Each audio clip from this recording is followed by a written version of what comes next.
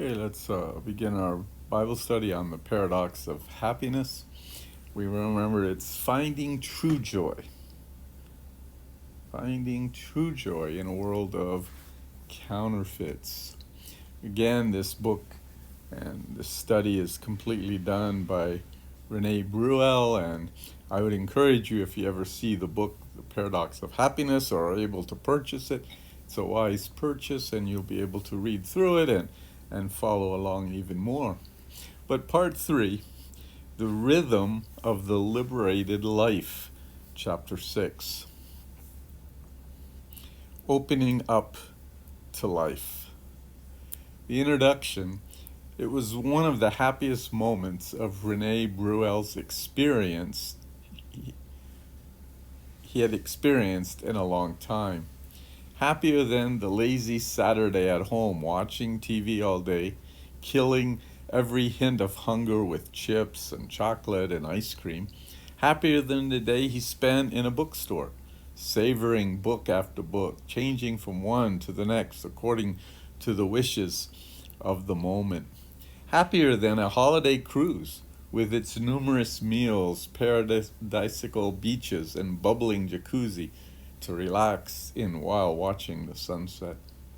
This day was quite different.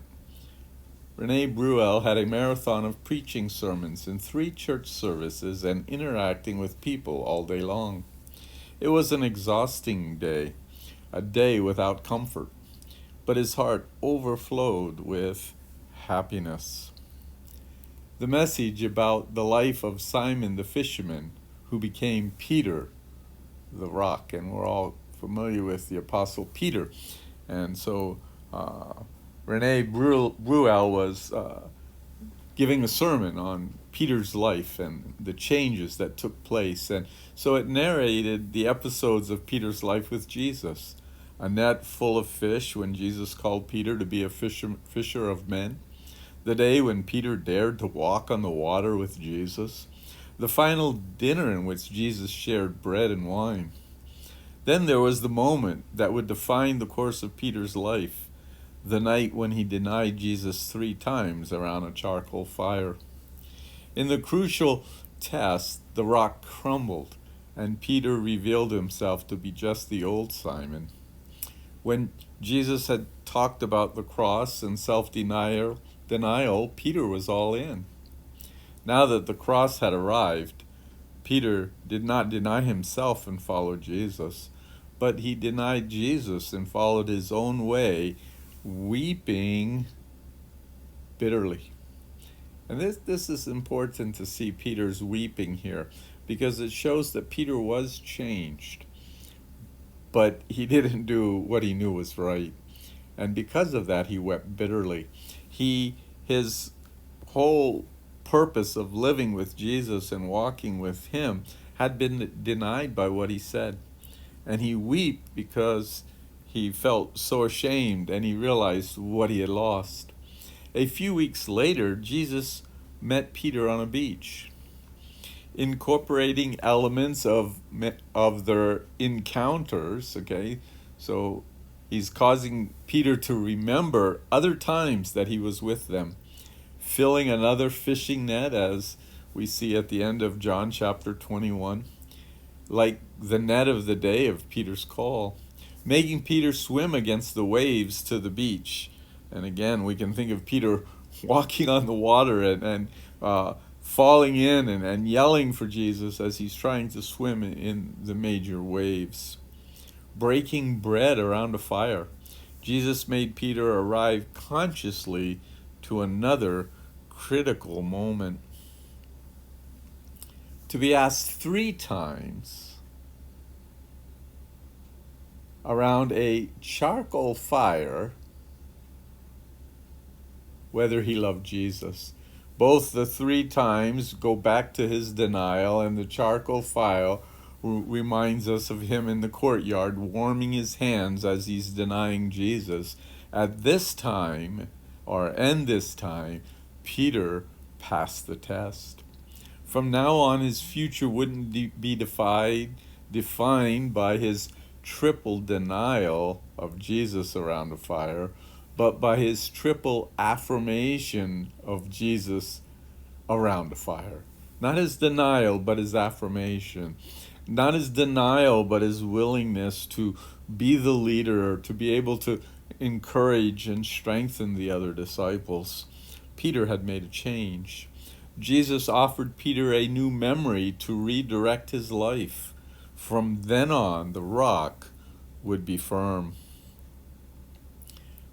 Peter's story touched people's hearts, and so as he was preaching, the Holy Spirit was using his message, and it was touching the hearts of the people who were listening. Many tears fell as we heard Jesus offering Peter a new past, a new mission, and a new life. A man came to tell Rene that on that day he understood that something in his past was holding him back, and that he now felt free. Right? He felt he was made by his past and couldn't change, and his past was controlling him. And then he realized that God truly does forgive and allowed him to move forward. Meeting those people brought a well-being to Rene Bruel's soul, unlike anything else. Their eyes shone with new opportunity. If Jesus had redeemed Peter's past, they too could be freed from the prison of the past. It's hard to imagine what they were freed from that day.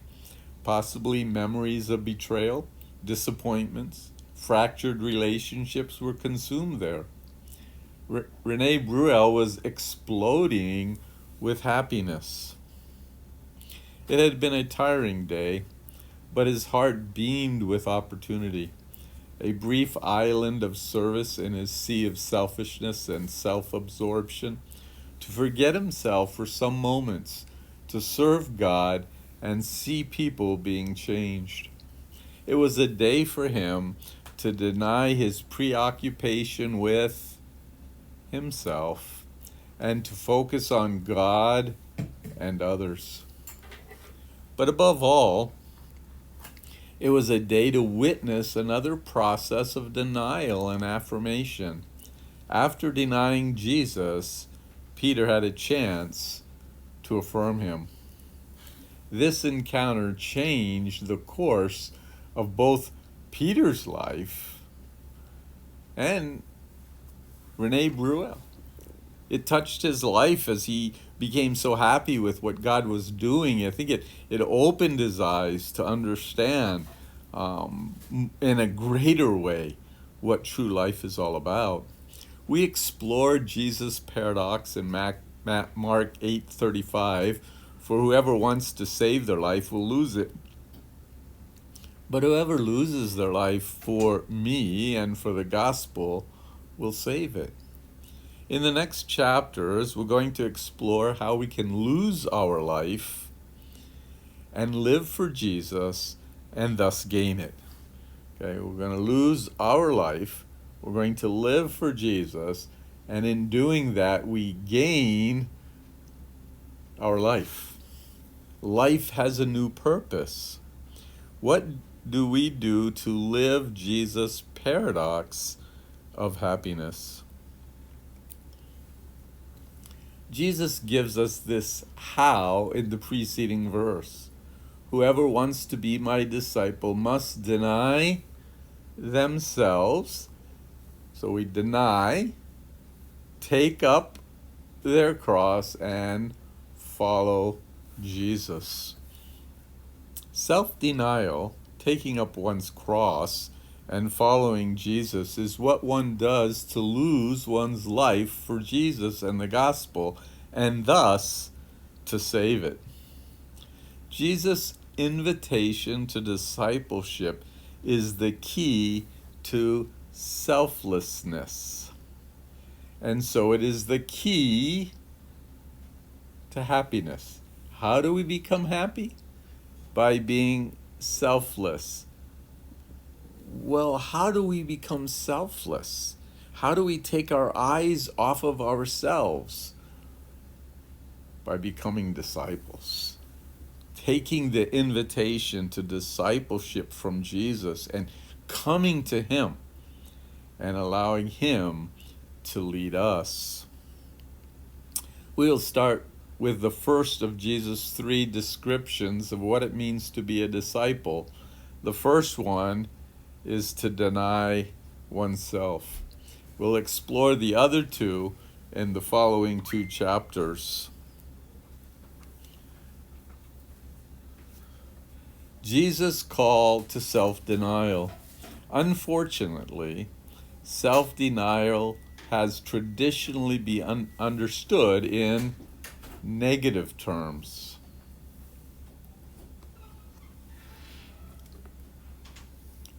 We've been taught and hear over and over again that self-denial is not necessarily a good thing. It's negative. And why should that happen to me? Why should life be just negative? Why do I want to live that way?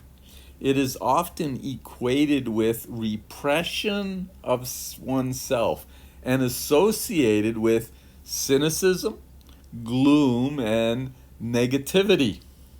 And so we want to look at it from a different perspective. We want to look at it from a godly perspective, with the lack of self-esteem and disregard of one's well-being. That's what many think happen when we deny self, with the rejection of human joy and human desires. There are people that go so far to say believers shouldn't laugh and enjoy life, but that's not what being a disciple of Jesus is. It's not losing the joy and happiness and a purpose for living. It actually gives it to us. It is a virtue that at best people admire but wouldn't want for themselves, right? Oh, they've given up on their life. They've given it for God, and they're just suffering, right? The common picture of self-denial is that of a cranky old man who is earnest but lifeless. Someone whose biggest concern is to find people enjoying themselves. So he's not enjoying himself, but he's looking for people who are enjoying themselves. Self-denial has gained the stereotype of being the denial of fun. If you're having fun, you can't be denying self. This notion has emerged because traditionally self-denial has been identified with just one of its many facets: asceticism. So self-denial became a matter of bodily rigors, deprivation of food, sleep, introspection, and isolation, extreme concern with sin. So we beat our bodies, we deprive our body of food, of sleep. We spend all our time just thinking introspectively of how bad we are and how sinful we are, and we pray and we spend time supposedly in God's presence. We isolate ourselves, and we're concerned, extreme concerned with sin. And we think by beating ourselves and taking, limiting what our physical bodies can have and enjoy will make us more spiritual. It came to be linked with self-imposed suffering. But nowhere in the Bible does God tell us to impose self-suffering, or are we to bring suffering on ourselves. Nowhere does it say that. It became to be recognized with a lack of enjoyment of life and a repression of desires. It's not wrong to enjoy life. It's not wrong to enjoy the beauty that God has given to us and to rejoice in all the good that God has given. But asceticism is only part of what Jesus means by denying oneself. But more than that, it's part, but not the asceticism that we see in the world where people are beating their bodies and trying to make themselves physically hurt and suffer because of their sin.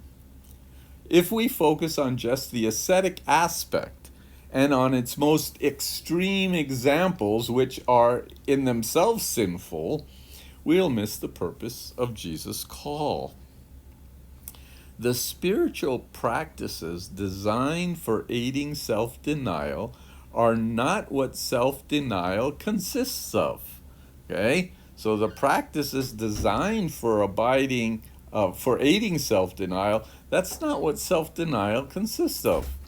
Nor are they an end in themselves. They are just means to a grander reorientation of self. When we limit what we as an individual might have because we're helping someone else or we're doing something, we might limit the amount of sleep we get, we might limit the amount of food we eat, we might limit something else, but we're doing it for the purpose of God, not to have self-suffer, right? So it's the reorientation of the self has to be understood. What are we to do? How are we to do it? To understand this better, let's imagine a man striving after fortune who endures toil and hardship to reach his $1 million goal. The desire for wealth consumes him to the point that everything else becomes subordinate to it. Okay, so that $1 million is what is consuming him. Everything else is less important. So he wakes up early in the morning. He denies himself the pleasure of sleeping in. He works around the clock. He denies himself time with his family. He pours his income into investments. He denies himself the satisfaction of basic needs. He seeks the company of wealthy people. He avoids friendship that hold no financial advantage. He works to the point of exhaustion. He undertakes sacrifice worthy of what we might look at as for a missionary to do in the most demanding fields and of monks in the strictest monastery. He does all that to himself. But we ask, has he denied himself? And of course, the answer is no. He hasn't denied himself. On the contrary, he yielded to his own self. He let his ego rule and distort his life. The hardship he endured were not self-denial. They were expressions of self-centeredness. He was self-centered. Everything he was doing was for the goal that he had set for himself. He was self-centered, even though we see denial. It's quite interesting. Every once in a while, you'll read about someone who has millions of dollars, but they're living like a very poor person. They're afraid to spend any of their money. Their money is controlling them, right? So it's a distorted picture of life. Even though they're self-denial, they're still self-centered. They're doing what they themselves want. He undertook sacrifices, certainly, but for his own sake, not for the sake of others. Self-denial is often thought of as denial of the self as subject, as the fountain of human action. This perspective makes self-denial a matter of weakening the impulses of the self. It tries to repress desires, to mortify the strength of our heart, as if a weaker self would be a holier self. And we see this in Martin Luther's life before he understood true faith, right? Relying on God. Rather, he was beating himself, trying to rise above his sinful nature, and every time he did something wrong, he would beat himself more, he would eat less, he would walk on his knees, he would make himself weaker, but he definitely didn't become holier. The final hope is to have a domesticated eye where vigilance and spiritual exercises suppress, if not extinguish, every human impulse with some element of sin in it. Refusing to enjoy this life and the things that God has given us, and thinking that by suffering that we will become spiritual. And we know that it doesn't work that way. But denial of the self as subject is impossible and theologically misguided. So we're not asking people to quit living for self. If we quit living for self, we will die. So it's impossible for self not to be the subject. And it's theologically misguided. The self will always be the subject of our lives. It will always be the I from which we live. You can't live or have life without the I. Okay? It's I. If I'm not involved, then there is nothing to be gained for me, right? So how do I get involved? How do I do what I need to do? We have no other. To get rid of the self is to get rid of ourselves. It is to cease to be persons, and that is impossible. Right? So we're not saying we're going to do something that will make us sad and we'll suffer and we don't enjoy anything and we beat ourselves and we're always down on ourselves because of all of our weaknesses. That's not what we're talking about here. Moreover, this approach is theologically misguided because it confuses sanctification, and sanctification is a holy walk with God, with repression. I think we could think about Easter, and we think about those people who cause great suffering upon their body. They hang themselves to the cross, they whip their backs, they do all of this stuff thinking it will make them closer to God. But all it is repression. It has nothing to do with spirituality. It won't cause them to be more spiritual. And it doesn't remove the slate of their sin. The only thing that removes sin is faith in Jesus Christ.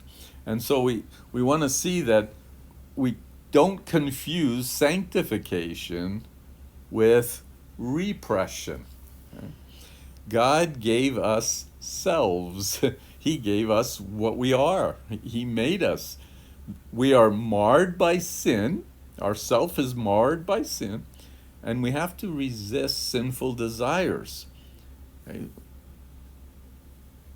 Yet ourselves were created by God to be the subject of our lives. Okay.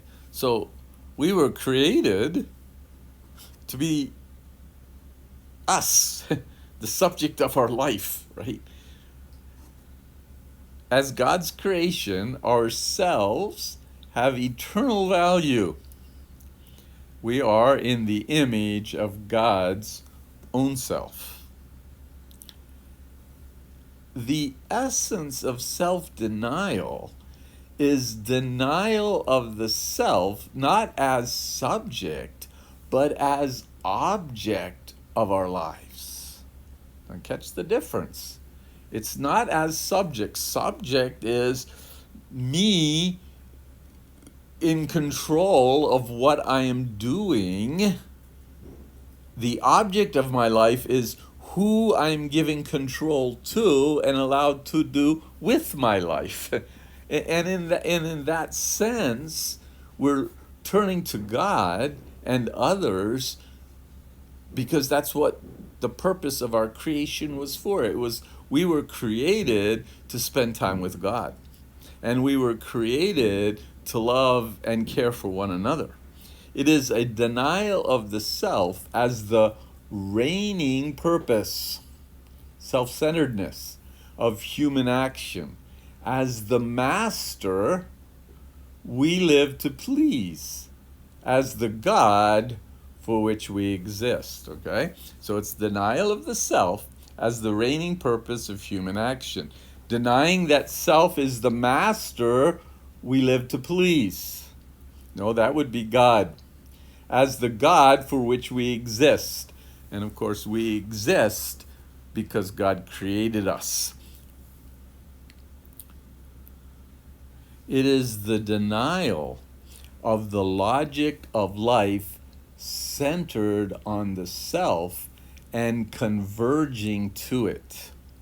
That is why our friend, striving after fortune, did not deny himself. Why didn't he deny himself? Because life was centered on himself and converging on himself rather than for the purpose that God had created him. He ignored and repressed his self as the subject in order to subordinate other impulses to the ambition of becoming rich. Right? So he put the $1 million in front of everything, and he suppressed anything that would get in the way. And so he repressed his self as the subject, right? And the object becoming rich.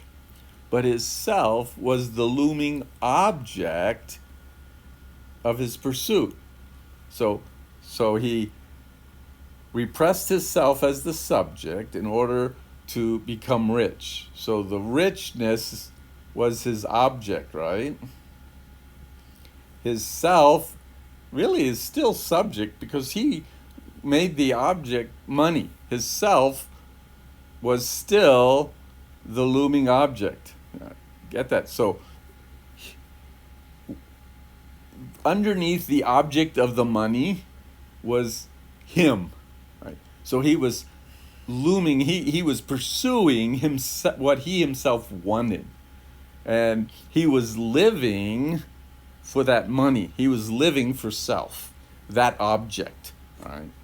He was living for no other aim than to please himself. And that's where we have to be very careful. We will never be happy if we live for self. We will search and search. The more we live for self, the less happy we will become. It's impossible to be happy and live for self.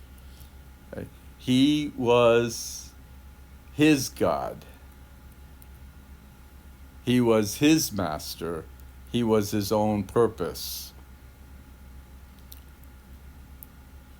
Though he went through hardship, his sacrifices were expressions of self-centeredness. Right? He was self-centered. He let his self exert such gravity as an object that it engulfed the eye from which he lived. So his self-exertion was on the object, and the object was the $1 million.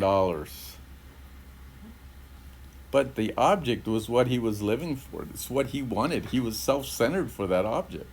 He battered his self. Ironically, out of self-interest, we can see the foolishness of it all. We have seen how sin turns us inward, how it twists and curves our souls into ourselves. Self-denial is the gradual attitude by which we begin the untwisting, the opening outward of our life. It is a steady reorientation, a renewing of the mind, a reorientation of the self, a redirection of the logic under which we function. Looking at life from a completely different way or a different view.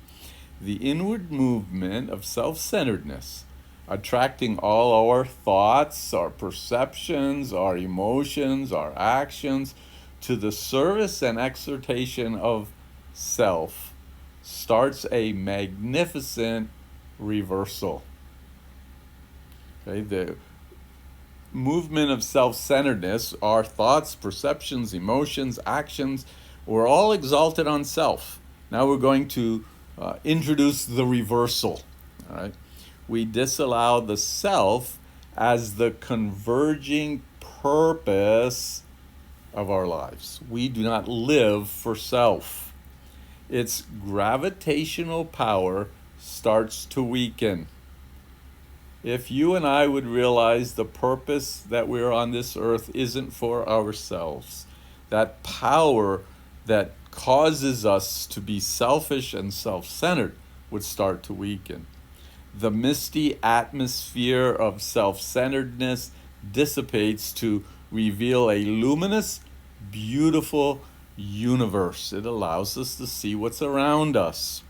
Self-denial is the attitude that gradually purifies our purpose in life. It purges our logic of functioning until we see and value the self for what it is, a marvelous creation of God, but not the center of reality. God is the center of reality.